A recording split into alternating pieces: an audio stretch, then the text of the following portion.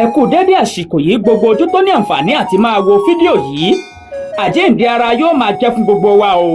Nǹkan tí yóò ṣe gbogbo ènìyàn láǹfààní ni mo mú wá fún tòní.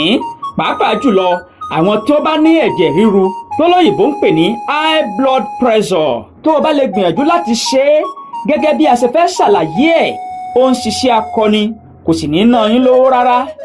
Ṣé ẹ rí ewé tẹ̀ ń wò lójú ìwòran yín yìí? Òun ni wọ́n ń pe orúkọ rẹ̀ ní ewé àbo.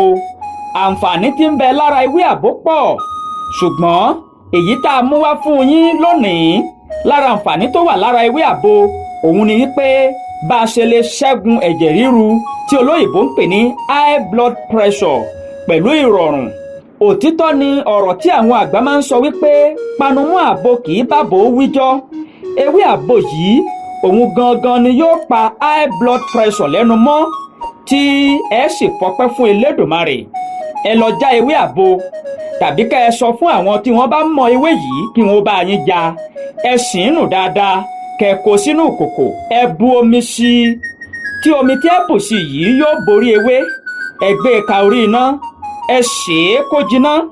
Tó bá jiná tán, ẹ jẹ́ kó tutù, kẹ́ ẹ máa mú ní ẹ̀ẹ̀mẹ́ta lójúmọ́. Ẹ lò ó léraléra fún ọjọ́ mẹ́ta. Lẹ́yìn ọjọ́ kẹta, kẹ́ ẹ lọ yẹ ìfúnpá yín wò. Ẹ ó rí wípé pẹ̀lú àṣẹ Ọlọ́run yóò ti padà sí bó ṣe yẹ kó wà. Ẹ gbìyànjú ẹ̀ wò, àjẹbí idán ni. Ẹ subscribe sórí Àṣàdáyébá worldwide fún oríṣiríṣi àwọn àǹfààní bí irú eléyìí. Ire fẹ́nìkọ̀ọ̀kan wa o.